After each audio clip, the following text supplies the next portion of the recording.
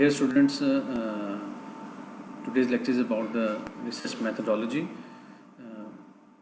We are going to discuss in detail about different aspects, different contents, and about how research basically process.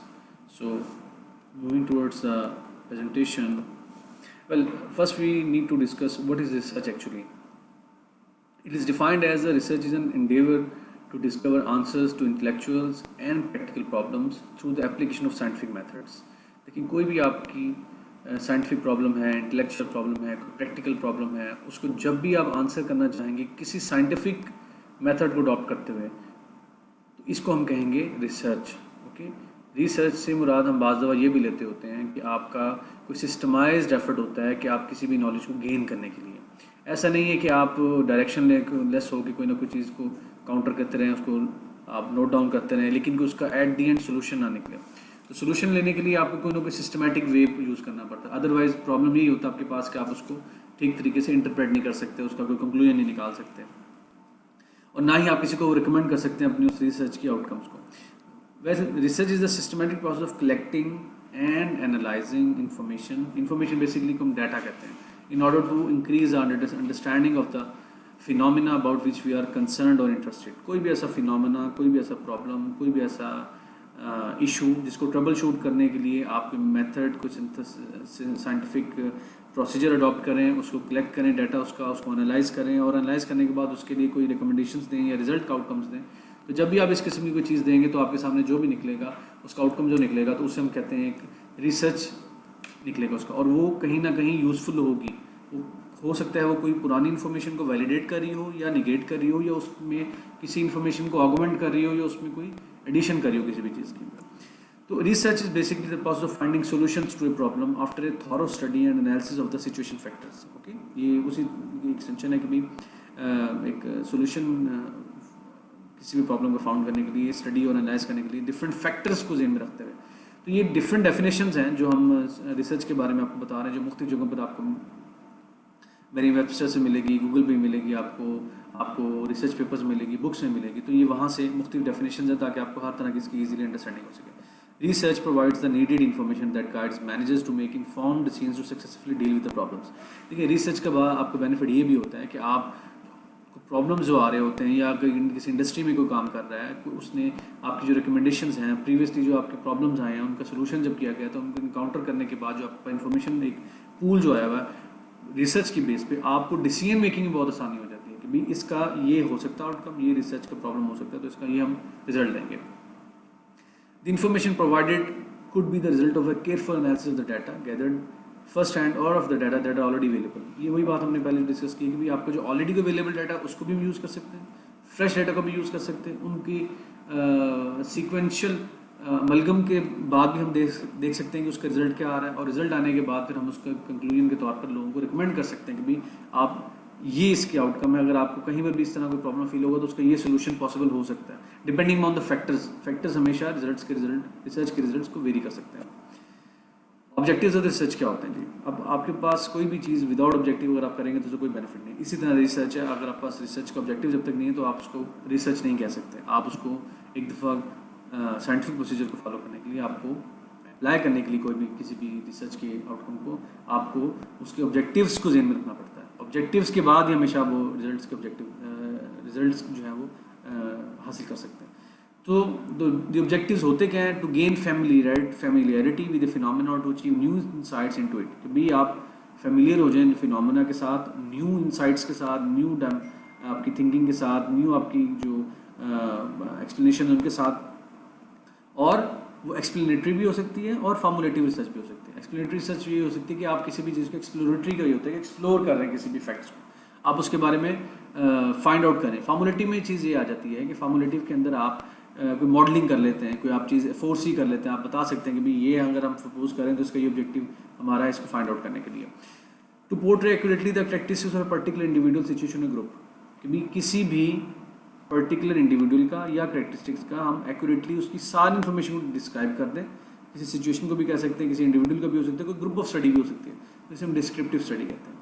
To determine the frequency with which something occurs और with which it is associated with something else diagnostic research कर सकते हैं। Diagnostic research ये basically होता है कि आप उसका कंपोजिशनल एनालिसिस बाज़ दफ़ा कर रहे होते हैं, उसका आप एक प्रोसीजरल इन्फॉर्मेशन दे रहे होते हैं कि भाई आप एक प्रोसेस इन्फॉर्मेशन हो रही होती है, प्रोसेस हो रहा है तो उसके अंदर कौन कौन से इश्यूज आ सकते हैं, उनको आपने किस तरह से एक्सप्लोर करना है, उसको आपने किस तरह से एक्सप्लेन करना है, ये सारे डायग्नोस्टिक रिसर्च में आ जाते हैं। फिर हाइपोथेसिस टेस्टिंग रिसर्च भी होती है कि आप हाइपोथेसिस डेवलप करते हैं किसी भी रिसर्च के लिए बेस्ड ऑन जो ऑब्जेक्टिव्स, आप फिर उस हाइपोथेसिस को टेस्ट करते हैं, ठीक है, और बताते हैं कि आइदर आपकी हाइपोथेसिस जो है वो ट्रू हुई, फॉल्स हुई, जो भी उसका रिजल्ट आउटकम आया। देन कैरेक्टरिस्टिक्स ऑफ रिसर्च क्या होता है कि भाई research is directed toward the solution of a problem based upon observable experience और empirical evidences, demands accurate observation and description, involves gathering of new data from primary source or using existing data for a new research purpose. Research activities are characterized by carefully designed procedures.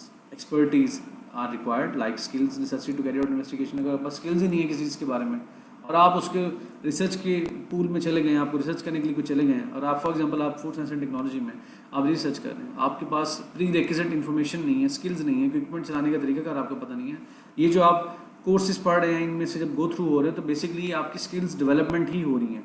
तो अगर आपके पास ये basic back and information ही नहीं है तो आप कभी भी रिसर्च को नहीं कह सकते कि हमने अच्छे तरीके से कैरी आउट किया और ना ये डाटा गैदर कर सकते हैं।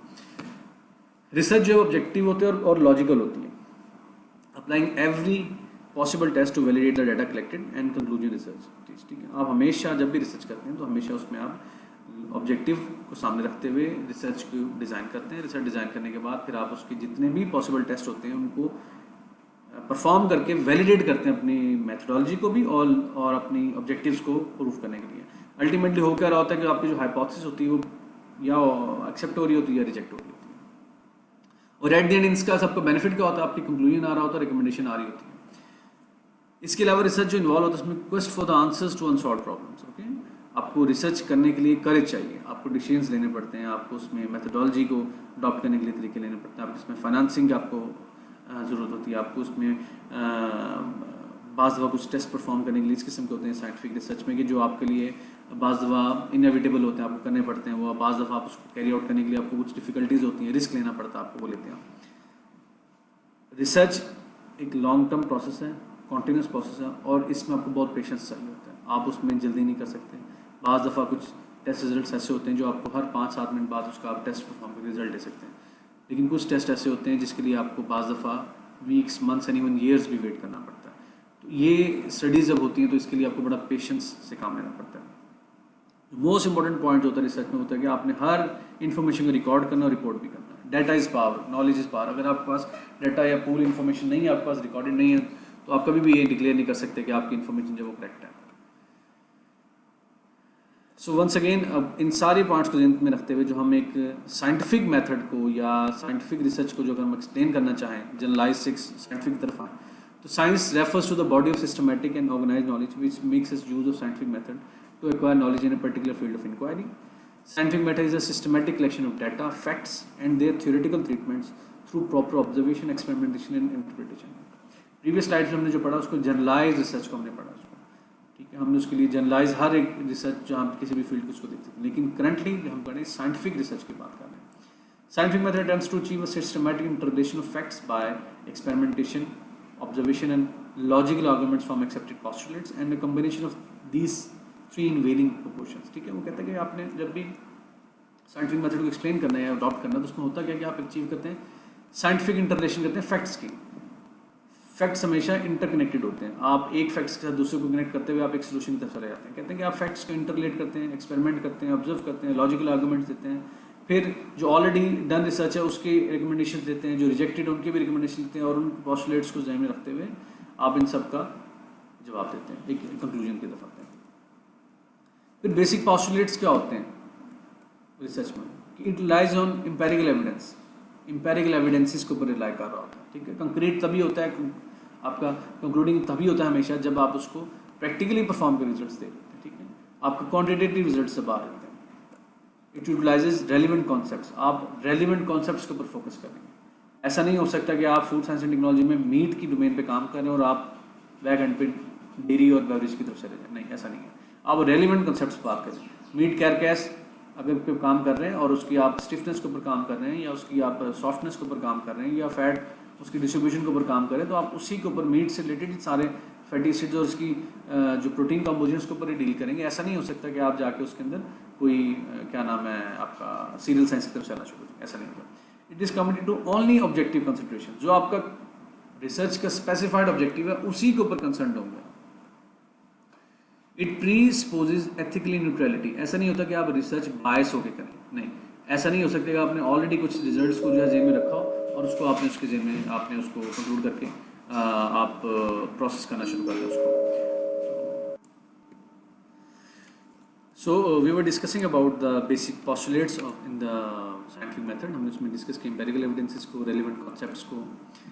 हम ओनली जो हमारे कंसिडरेबल ऑब्जेक्टिव्स हैं उनके ऊपर फोकस करते हैं और एथिकल न्यूट्रलिटी की तरफ हैं, बायसनेस की तरफ हम फोकस नहीं करते हैं। फिर प्रोबेबिलिस्टिक प्रेडिक्शंस करते हैं, जो प्रोबेबल प्रेडिक्शंस हो सकती हैं उन्हीं के ऊपर फोकस करते हैं। ऐसा नहीं होता कि आपके रिजल्ट्स जो है आपके ऑब्जेक्टिव से हट के जो है ऑब्जेक्टिव से हट के रिजल्ट देना शुरू करते हैं, नहीं। जो प्रोबेबल आपको कुछ ना कुछ उसका आइडिया होता है कि इसके ये रिजल्ट्स आ सकते हैं, ये उसकी प्रेडिक्शंस होती हैं। फॉर एग्जांपल आप यही कह सकते हैं कि जी आप जब एक डो बना रहे हैं बेकिंग साइंसेस में, जब आप काम कर रहे होते हैं, तो आप अगर ब्रेड बनाने लगे हैं तो उसका जब आप डो बना रहे होते हैं तो उसमें ज़ाहिर सी बात को एट द एंड आइडिया होता है कि भाई एक डो सी बनेगी, पेड़ा बनेगा उसका, उसमें जो है वो यीस्ट की वजह से उसके अंदर फर्मेंटेशन होगी और उसके अंदर जो है वो गैसेस निकलेंगे के बाद उसका वॉल्यूम इंक्रीज होगा, वॉल्यूम इंक्रीज होने के बाद उसको जो है एक आपको आइडिया होता है कि प्रोबेबल इसकी प्रेडिक्शंस में ही होता है कि जिसका वॉल्यूम रेज होगा, अगर रेज नहीं होगा तो उसमें यीस्ट की एक्टिविटी प्रॉपर नहीं होगी, अगर यीस्ट की एक्टिविटी प्रॉपर नहीं होती इट मीन्स कि उसमें अंदर कोई ऐसा प्रॉब्लम था जिसकी वजह से उसकी साल्ट एक्टिविटी ज़्यादा हो गई है, यीस्ट की एक्टिविटी कम हो गई है और एट द एंड जाके वो आपको एक प्रॉपर ब्रेड का साइज़ नहीं देगा लोफ फल को। तो ये आपको कुछ ना कुछ इसकी प्री रिसर्च के ऊपर जो आपने पढ़ा हुआ होता है, रिव्यू किया हुआ होता है, उसका आइडिया होता है कि ये इसके प्रेडिक्शंस के तौर पर प्रेडिक्टिव रिजल्ट्स ये हो सकते हैं। तो इसी तरह से और बहुत सारे रिजल्ट्स होते हैं। इस तरह अगर मेडिकल साइंस में जाएंगे तो वहाँ पर भी आपको आइडिया होता है कि अगर किसी कोई एनीमिक है तो उसका डेफिनेटली जो है ब्लड कंपोजिशन जब आप करवाएंगे तो उसमें आपको बहुत सारी फ्लक्चुएशंस फील होंगी। आपको डायबिटिक पेशेंट है तो आपको फील होगा कि उसकी शुगर जो है आप रैंडम करवाएंगे और फास्टिंग करवाएंगे और आपको आइडिया हो जाएगा उसका। इसी तरह आपको एक जो आपका हाइपरटेंशन का कोई पेशेंट अगर है तो उसका जो ब्लड प्रेशर है उसकी बड़ी वेरिएशंस आ रही होंगी प्लस माइनस में, तो नॉर्मल लेवल से। तो ये सारी की सारी आपकी प्रेडिक्शंस है based on the previous studies. तो जो मेथडोलॉजी जो है वो आपको ये बताती है कि जी ये किस तरह से फ्लो करेगा। फॉर एग्जांपल आपके पास एक चीज़ आ गई, आपने उसको प्रोसेस कर रहे हैं, आपने ऑब्जेक्टिव्स को सामने रखा है, उसकी मेथडोलॉजी डिफाइन की आपने। मेथडोलॉजी को आपको मेथड आपका वे आउट पेव करेगा कि आपने कैसे रिजल्ट्स तक जाना है। आइदर रिजल्ट्स आपके हक में आते हैं या आपके अगेंस्ट आते हैं। वो प्रोबेबिलिटी जो आपका प्रेडिक्शंस होंगी, आपकी रिव्यू को आप जब पढ़ाओगे तो आपको आइडिया हो जाएगा कि कौन सी चीज़ इसमें हमें किस तरफ जाएंगे। आइदर हम न्यू रिसर्च की तरफ जाएंगे या प्रीवियस रिसर्च को वैलिडेट कर रहे होंगे या आप निगेट कर रहे होंगे अपनी हाइपोथेसिस को, और इसके थ्रू आप साइंटिफिक थ्योरीज बनाते हैं। फिर आपका जो रिजल्ट्स आ जाते हैं, कोई न्यू रिसर्च आ जाती है। अगर आप नेचर की जर्नल्स को देखेंगे, साइंटिफिक रिपोर्ट्स को देखेंगे, एल्सवेयर या जो बहुत अच्छे जो स्टडी के रिजल्ट्स हैं, जो कैंसर जैसे आप कैंसर जर्नल है, वहाँ अगर आप रिसर्च पेपर्स या रिसर्च आर्टिकल्स देखेंगे तो वहाँ पर आपको न्यू डेवलपमेंट्स मिलेंगी, नोवेलिटी मिलेगी रिसर्च के अंदर। तो वो हमेशा एक ऐसे प्रॉब्लम के ऊपर फोकस किया होता है जो क्रिटिकली बहुत इंपॉर्टेंट होता है, वायबल होता है और उसका रिजल्ट जो है वो वर्ल्ड वाइड आपको उसका करती है। तो क्राइटेरिया ऑफ गुड रिसर्च क्या है कि जी आपका पर्पस क्लियरली डिफाइंड होना चाहिए। आप में एम्बिग्यूटी ना हो, आपको ये ना हो कि जी आप एक तीर के साथ दो शिकार कर रहे हो। आप ये नहीं हो सकता कि जी आप एक रिसर्च करते हुए आप उसको 3-4 आप फाइंडिंग्स करना, नहीं। आप एक गुड रिसर्च करिए कि आप एक फोकस करें एट ए टाइम एक पॉइंट के ऊपर, मुख्तलिफ चीज़ों पर ना जाए। रिसर्च प्रोसेस डिटेल्ड होना चाहिए। ऐसा नहीं हो सकता कि जी आपका मिनिमम प्रोसीजर्स के थ्रू जो है ना आपका डिटेल रिसर्च आ जाए। फिर आपने उसको रिसर्च को जब डिज़ाइन करना तो एक थॉरोली प्लान करना है। ये कतई नहीं हो सकता कि आपकी रिसर्च प्लान ही ना हो और आप उसको जो है वो एग्जीक्यूट करते हैं। आपको फिर ड्यूरिंग प्रोसेस में जो इश्यूज आएंगे वो आपको एक तो एक्सपेंस भी बढ़ाएंगे, आपका टाइम भी वेस्ट होगा और आपको कभी भी डिज़ायर्ड रिजल्ट से आपके जो डिज़ायर्ड रिजल्ट आउटकम्स जो हैं वो कभी भी नहीं आ सकते। हाई एथिकल स्टैंडर्ड्स अप्लाई करने पड़ेंगे आपको हर चीज़ को यूज़ करना पड़ेगा। आपको एथिकल कमेटी से अप्रूवल्स लेने पड़ेंगे। आपको जो है उसमें बायसनेस को देखना पड़ेगा कि आपके कोई रिजल्ट्स बायस ना हो, आपकी चीज़ें जो हैं वो एग्जैक्ट मेरिट पे हों, जो रिजल्ट्स आ रहे हैं सच रिपोर्ट हो रहे हैं, उसमें कोई फैब्रिकेशन ना हो किसी कदम की। लिमिटेशंस जो हैं वो रिवील्ड होनी चाहिए। आपको पता होना चाहिए कि भी हमारी जो रिज़ल्ट है, जो रिसर्च के रिजल्ट्स हैं वो उसकी क्या लिमिटेशंस है। ऐसा नहीं हो सकता कि आपकी रिसर्च जो है वो लॉन्ग टर्म में आपको वो अनएक्सपेक्टेड और अननोन रिजल्ट्स की आंसर्स आपको आ रहे हो। फिर आपको एडेक्वेट डिसीजन मेकर्स की नीड है उसमें। ऐसा नहीं हो सकता कि आपके पास जो लोग हैं वो डिसीजन नहीं ले पा रहे। रिसर्च के अंदर मुख्तलिफ चीज़ें आ रही हैं आपकी, आपको फ़ौरन आइडिया लेना है। आपने आज एक प्रोसेस किया है, कल उसको दोबारा न्यू वे से प्रोसेस करना है, उसको रिजल्ट को वैलिडेट करना है, आपको फ़ौरन से काम करना है, आपको काफ़ी टाइम एक्स्ट्रा स्पेंड करना पड़ता है। ऐसा नहीं हो सकता कि आपने एक दफ़ा कर दिया उसको और आप उसको छोड़ देंगे, नहीं, आपको वैलिडेशन के लिए बहुत सारी चीज़ें करनी पड़ेंगी। फाइंडिंग्स प्रेजेंटेड एम्बिग्यूअसली, अनएम्बिग्यूअसली, आपने फाइंडिंग्स को क्लियर वेल रिप्रेजेंटेबल में और एक कॉमन मैन को जो अंडरस्टैंड हो सके या साइंटिफिक टीम को जो अंडरस्टैंड हो सके वो आपने बता के भिजवाना है। ऐसा नहीं कि एम्बिग्यूअस हो, आपकी क्लियरिटी हो उसमें रिजल्ट्स के और जस्टिफाइड कंक्लूजन्स हो कि जी ये किया है हमने, ये हमारा प्रॉब्लम था, ये उसके ऑब्जेक्टिव्स थे, ये हाइपोथेसिस डेवलप करने के बाद हमने ये प्रोसेस मेथोडोलॉजी अडॉप्ट की साइंटिफिक, उसको प्रोसेस अडॉप्ट करने के बाद हमारे पास ये एट द एंड चीज़ आई और हमने उसको इस तरह से प्रोसेस करके हमने ये रिजल्ट्स निकले और रिजल्ट्स करने के बाद हमारी ये क्लैरिटी है और ये हमारे कंक्लूजन है और ये रिकमेंडेशन है। इतनी क्लियर हो कि आप उसको कहीं भी कभी भी किसी भी टाइम डिफेंड कर सकें। और इस सब के अंदर से आपके जो रिसर्चर है उसका एक्सपीरियंस रिफ्लेक्ट होना चाहिए कि आपने उस पर जो काम किया हुआ है ऑलरेडी, आपकी उसके ऊपर ग्रिप है, साइंटिफिकली आप उसके ऊपर स्ट्रांग है, आपको उन चीज़ों का पता है कि आपने काम कैसे लेके चलना है। ऐसा ना हो कि जी आपने जो काम किया वो बिल्कुल ही एक लेमैन की तरह लगा, नहीं, it should be reflect a scientific contribution in that. Then अब उसमें मजीद जो होता है कि सिस्टमेटिक होती है आपकी रिसर्च, लॉजिकल होनी चाहिए, एम्पिरिकल होनी चाहिए, रेप्लिकेबल हो। रेप्लिकेबल मीन्स कि आपकी अगर एक चीज़ बार बार आप करें तो उसके रिजल्ट सेम आने चाहिए, अगर आपकी वो इतनी वैलिडेटेड रिसर्च है। क्रिएटिव हो, नोवेलिटी हो उसमें, ऐसा नहीं है कि मक्खी मारी जा रही है जो कि मेजोरिटी होता है, नहीं, आप थोड़ी सी नोवेलिटी हो, आपने इसमें क्या एडवांसमेंट रिसर्च में लेके आ रहे हैं, नोवेलिटी क्या लेके आ रहे हैं। अल्टीमेटली आपकी वो साइंटिफिक जो है ना आपको हेल्प आउट करती है चीज़ें, आपकी कॉन्ट्रीब्यूशन आ रही होती है और लोगों को भी इंफॉर्मेशन मिल रही होती है और उस रिजल्ट्स को मल्टीपल टाइम यूज़ कर सकें। ऐसा ना हो कि जी आप आज अगर एक रिजल्ट ले रहे हैं तो कल आपका बिल्कुल ही वेरियड रिजल्ट आ रहा हो, उसके बाद आपका बिल्कुल डिफरेंट आ रहा हो और आप जब उसको 15-20 दफ़ा करें तो बिल्कुल डिफरेंट रिजल्ट्स आउटकम्स आ रहे हैं। ऐसा नहीं होना चाहिए, रिजल्ट आउटकम्स आपके सेम होने चाहिए।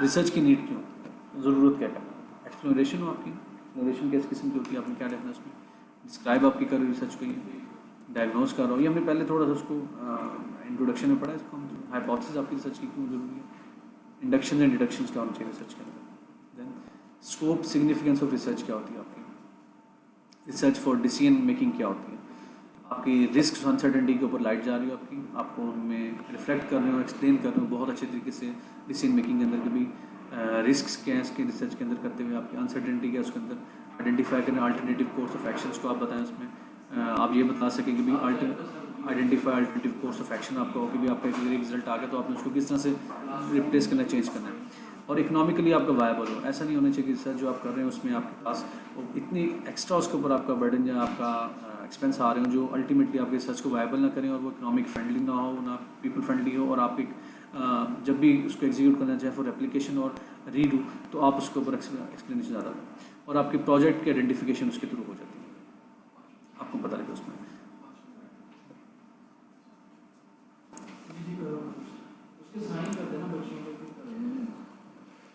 ओके, इन्वेस्टमेंट जो आपकी प्रॉब्लम्स हैं वो आपके सॉल्व होने चाहिए, आपकी प्राइसिंग प्रॉब्लम्स जो है अगर आपको प्रोडक्ट डेवलपमेंट करें उसके अंदर सॉल्व होना चाहिए, किसी भी चीज़ के आपके एलोकेटेड प्रॉब्लम्स जो हैं रिसर्च के अंदर, फॉर एग्जांपल आप एक कोई भी फैक्टर्स के ऊपर काम कर रहे हैं, टेम्परेचर के फैक्टर के ऊपर काम कर रहे हैं और आपको साथ उसमें प्रेशर का एक फैक्टर न्यू जो है आपको उसमें अफेक्ट करना शुरू होता है इन द डेयरी प्रोसेसिंग और बेवरेज प्रोसेसिंग, आपको उसके रिजल्ट्स बता सकें। फिर आपको ये हेल्प आउट करते हैं HR प्रॉब्लम्स में इशूज़, अगर कोई आ रहा है उसके आपने HR प्रॉब्लम से बना लिया है कि आपका अगर कोई साइंटिफिकली ऐसा इशू है या आपका कोई मैनेजरियल इशू है, वहाँ पर आपको कोई प्रॉब्लम्स फेस हो रहे हैं तो आपको यहाँ कोई साइंटिफिक मेथड अडॉप्ट करके उनको भी सॉल्व करने का शुरू। ऑपरेशनल प्लानिंग के प्रॉब्लम को बिजनेस में, इंडस्ट्री में, किसी भी किस्म में आ रहे हैं तो आपने कोई ना कोई उसका मेथड यूज़ अडॉप्ट करना है जो ऑलरेडी वायबल हैं, जो चल रहे हैं। आपको न्यू मेथड डेवलप करने के लिए आपको बहुत सारी साइंटिफिक इन्फॉर्मेशन प्रीवियसली चाहिए और एक्सपीरियंस चाहिए होता है। फिर यही आपको जो चीज़ें जब आप लॉन्ग टर्म में जाते हैं तो गवर्नमेंट पॉलिसीज़ और इकोनॉमिक सिस्टम में उनके ऊपर जाके आप उनको हेल्प आउट करते हैं। फिर लोगों को सोशल साइंटिस्ट जो उनके अंदर कोई भी स्टडी या सोशल रिलेशनशिप कर रहे होते हैं उनके अंदर आपको प्रॉब्लम को सीख करने की हेल्प करते हैं।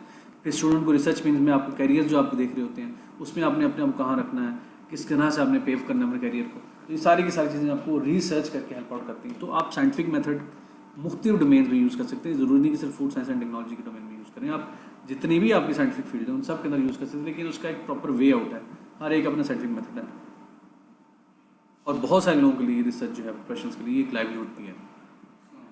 फिलोसफर थिंकर्स उनके अपने रिसर्च मैथडोलॉजी का अलग तरीका, इनसाइट अलग है उनका, लिटरेरी मैन के लिए और इलिटरेट के लिए अलग तरीका कार है, क्रिएटिव पीपल के लिए और तरीका कार है। तो जनरलाइज्ड वे जो है कुछ चीज़ें जो हैं वो रिसर्च मैथडोलॉजी की बेशुमार आपको बुक्स में मिल जाएंगी, आपको उसके अंदर बहुत सारी आपकी जो है वो ऑलरेडी प्रेजेंटेशंस भी मिल जाएंगी, research review article review papers मिल जाएंगे जो आपको ये बता देंगे जी आपने किस तरह से इसको आगे एग्जीक्यूट करना है।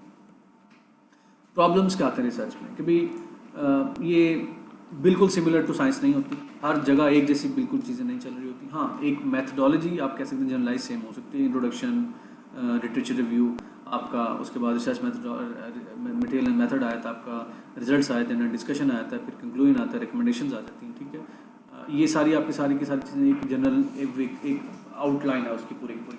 लेकिन उसमें आप जब भी करते हैं तो उसमें हर एक सोशल साइंस की अलग मेथडोलॉजी हो सकती है, आपकी मैनेजमेंट साइंस की अलग हो सकती है, आपकी इंजीनियरिंग साइंस की अलग हो सकती है, आपकी बायोमेडिकल साइंस की अलग हो सकती है आपकी, तो उनकी मेथडोलॉजी हर एक में वेरी हो जाती है, उसमें आपके प्रॉब्लम्स वेरी होते हैं तो उनकी रिसर्च मेथडोलॉजी भी वेरी होती है। फिर अनकंट्रोल्ड वेरिएबल्स हो सकते हैं आपके, कुछ चीज़ें ऐसी हैं कि फॉर एग्जांपल वो अनकंट्रोल्ड वेरिएबल्स आ जाते हैं आपके पास, तो उसके लिए मेथडोलॉजी कौन सी यूज़ करनी है वो आपको फोकस करना पड़ता है अपने रिव्यू के थ्रू, कि आपने किसी को अगर ऐसा का प्रॉब्लम फेस हुआ है या आपका ये प्रॉब्लम फर्स्ट टाइम फेस हो रहा है तो आपने मुख्तलिफ उन प्रॉब्लम्स के लिए लोगों ने जो अपनी आउटकम्स दी हुई हैं उनको अपने सामने जेहन में रखते हुए फिर आपने उसका एक जॉइंट कंक्लूजन निकालना होता है उसका आपका। फिर आपने ह्यूमन लिमिटेशन और टेंडेंसीज को भी देखना होता है कि एक आदमी है जो इस तरह की रिसर्च में फिट इन नहीं है, आप उसको भी इस किस्म की रिसर्च नहीं देते होते, ना ही करवाते होते हैं। उसकी रीज़न ये है कि उसकी बायसेंस वहाँ पे आना शुरू हो जाएगी, वो उस काम को ठीक तरीके से परफॉर्म ही नहीं कर पा रहा होगा। Time and money is the most important factor in the research. अगर आपके पास अगर आप गौर करें तो जितनी भी डेवलप्ड जो नेशंस हैं वो R&D रिसर्च एंड डेवलपमेंट में बहुत ज़्यादा इन्वेस्टमेंट करते हैं, वहाँ पे बहुत सारे रिसर्च सेंटर्स हैं। पाकिस्तान में भी अब आहिस्ता आहिस्ता रिसर्च कल्चर बहुत अच्छे लेवल पे जाना शुरू हो गया है, बहुत अच्छी यूनिवर्सिटीज़ जो हैं recent scientific ranking as well they fall in the top 500 and 1000 ranking के अंदर ये आ रहे हैं, और कुछ जो है 300 to 400 की रैंकिंग में भी आए हैं। तो Aahista Aahista research culture develop होता है, आहिस्ता आहिस्ता उसके अंदर जो है वो इम्प्रूवमेंट्स आती हैं। It takes years to build up scientific culture in nations, लेकिन उसमें टाइम इन्वेस्टमेंट और मनी बहुत ज़्यादा चाहिए, तो उसमें गवर्नमेंट का बहुत इंपॉर्टेंट रोल है। उसमें आपका जो प्राइवेट सेक्टर है उसमें बहुत ज़्यादा वो इन्वेस्टमेंट करते होते हैं, और अगर उनकी इंडस्ट्रियली इन्वेस्टमेंट आना शुरू हो जाए तो गवर्नमेंट की तरफ से जो कुछ है ना आपको बहुत ज़्यादा वो प्राइवेट सेक्टर देना शुरू हो जाता है। फिर आपको उन प्रॉब्लम्स के अंदर जो मोस्ट इम्पॉर्टेंट चीज़ है वो मॉडर्न प्रॉब्लम्स को आपको मॉडर्न वेज से सोल्यूशन देना होता है।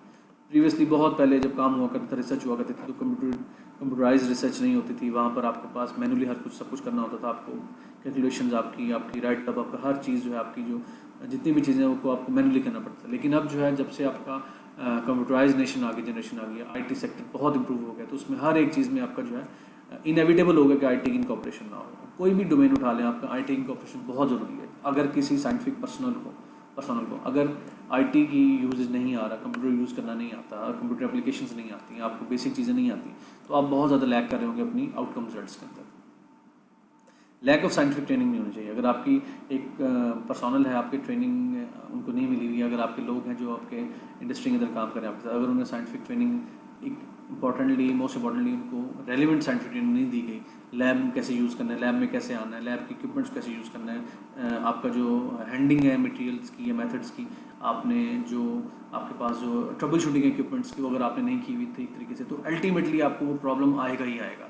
आपको एक इमेच्योर जो या एमेच्योर जो आपके लोग हैं, प्रोफेशनल अगर नहीं है, तो वो आपको कहीं ना कहीं प्रॉब्लम देंगे। इससे आपका लॉन्ग टर्म पे जो रिसर्च आउटकम्स है वो इफेक्ट होंगे, और आपका जो प्रॉब्लम फेस ज़्यादा होगा वो होगा किस पे, आपको आपके टाइम एंड मनी बहुत वेस्ट होगा।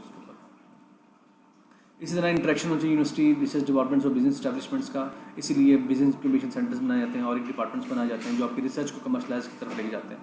फिर आपको जो है कॉन्फिडेंस बिल्ड करना पड़ता है बोथ पार्टीज़ की तरफ, वो आपका रिसर्च को जो मार्केट भी कर सकें और उसको इफेक्टिवली अडॉप्ट भी कर सकें।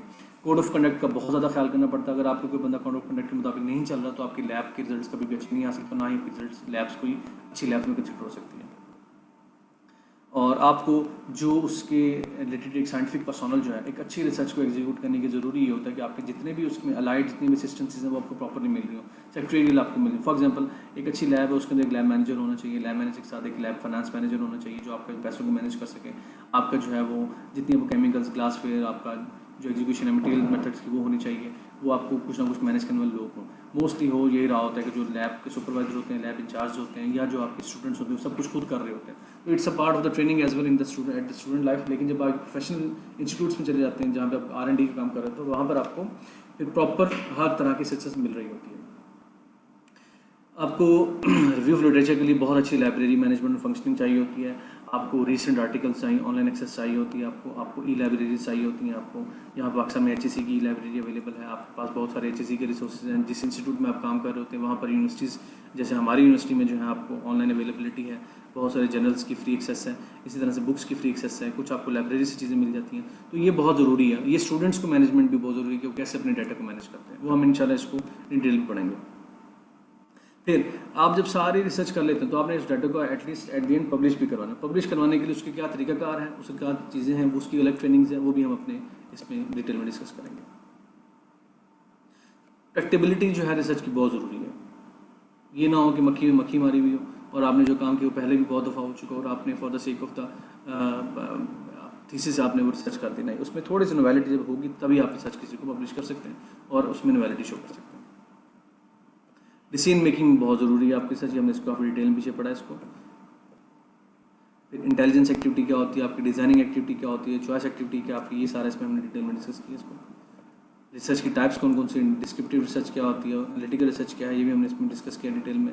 ये हमने बुक्स में भी आपको जो हमने शेयर की हुई उसके अंदर भी इसको हमने वहाँ से सारा लिया, इसमें डिटेल वहाँ से उसको वहाँ से भी कंसल्ट करेंगे। ये इसी तरह से क्वान्टिटेटिव और क्वालिटेटिव रिसर्च क्या है, ये इसमें हमने जो है स्टैटिस्टिकली जिसको हम एनालाइज कर सकें और आपके फिगर्स में क्वांटिटी अमाउंट में कोई चीज़ आ रही हो पर्टिकुलर फिनोमेना को, उसको हम साइंटिफिक रिसर्च क्वांटिटेटिव रिसर्च कह रहे होते हैं। जैसे कि हमारी जब फूड साइंस एंड टेक्नोलॉजी में रिसर्च हुआ करेगी तो ये, या न्यूट्रिशन में जब रिसर्च होती है तो हमारी ये क्वांटिटेटिव रिसर्च बेसिकली कंसिडर होती है। उसमें कुछ पैरामीटर्स ऐसे होते हैं जो क्वालिटेटिव रिसर्च के तौर पे जा रहे होते हैं।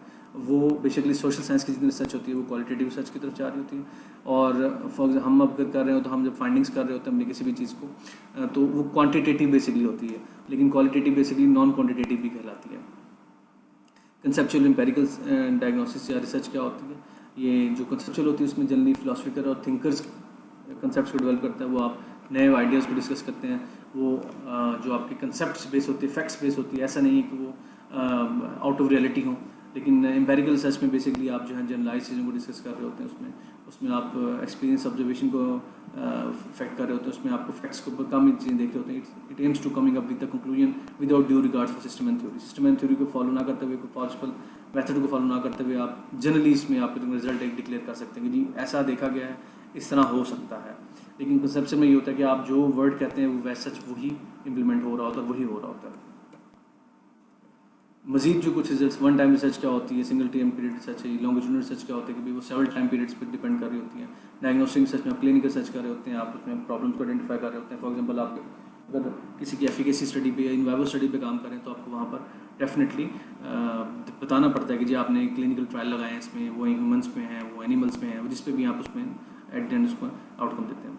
फिर एक्सप्लोरेटरी रिसर्च में क्या होता है कि आप किसी भी अनफेमिलियर प्रॉब्लम को बहुत एडवांस वे में उसको एक्सप्लोर करके बताते हैं, फ्रॉम जीरो टू एंड आप उसको बताते हैं कि जिसका क्या एंड तक फॉर्मुलेटिव रिसर्च में क्या रिजल्ट आ रहा होता है।